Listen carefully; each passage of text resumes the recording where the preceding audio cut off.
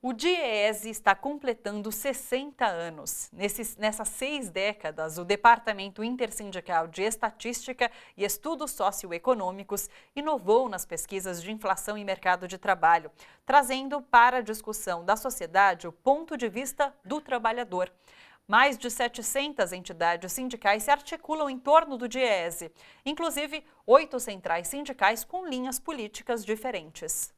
As pesquisas do DIEESE nem sempre estiveram nos jornais. Os nossos dados não eram publicados pela grande imprensa porque havia censura. Agora, os sindicatos recebiam e, aos poucos, os trabalhadores foram vendo isso. Barelli foi diretor técnico do DIEESE entre 1968 e 1990.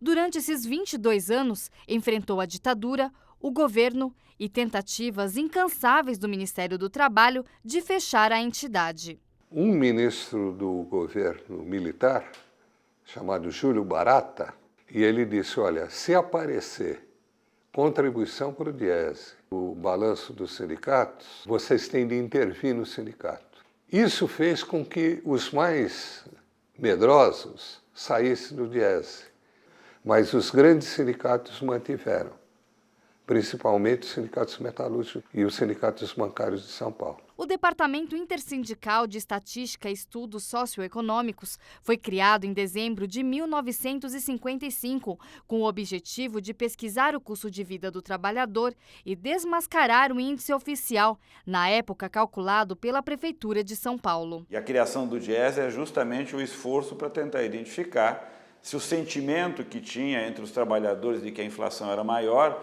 era, de fato, algo verdadeiro. A diferença nas pesquisas do DIEESE era o olhar do trabalhador. Nós passamos a observar aquela situação na qual um trabalhador faz um bico na semana, trabalha algumas horas para ter algum tipo de rendimento, mas não tem um emprego regular e continua procurando um emprego. Para a estatística oficial, no passado, essa situação era de uma pessoa ocupada. Para o DIEESE, nós passamos a dizer que essa pessoa era uma pessoa desempregada pelo emprego precário. O episódio que deu visibilidade e credibilidade ao DIEESE aconteceu no segundo semestre de 1977.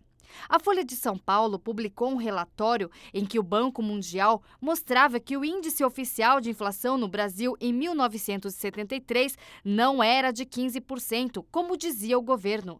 Era de 22,5%, muito próximo do índice apontado pelo DIEESE. Isso foi um escândalo. No dia seguinte, os sindicatos pediram para o DIEESE levantar as perdas que tinham. Foi um grande motor da reativação do movimento sindical que estava apagadão. Foi quando veio o Lula, veio o Cicote, veio o pessoal do Metalúrgico Santo André, vieram os bancários, os jornalistas, foi juntando todo mundo, né? E daquela unificação dos dirigentes sindicais para discutir salário, também começaram a ter a discussão da necessidade da redemocratização do Brasil. Desde 1958, os números do DIEESE sempre estiveram na mesa de negociação entre sindicatos e empresas.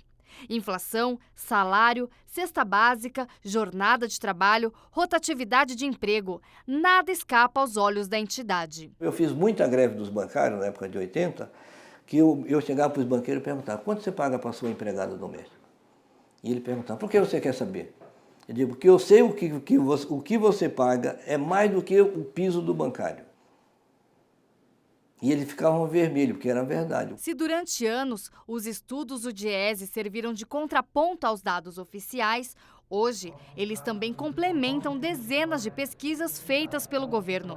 E não para por aí. O DIEESE ainda presta assessoria aos sindicatos e forma economistas com olhar progressista. Com essa característica de ser uma entidade sindical, que faz pesquisa, que faz assessoria e que faz formação, eu diria que é uma organização única no mundo. E que é, ao mesmo tempo, uma entidade sindical unitária de 8 correntes sindicais, representadas em 8 centrais sindicais, que ajudam o movimento sindical no Brasil todo a conduzir as suas lutas.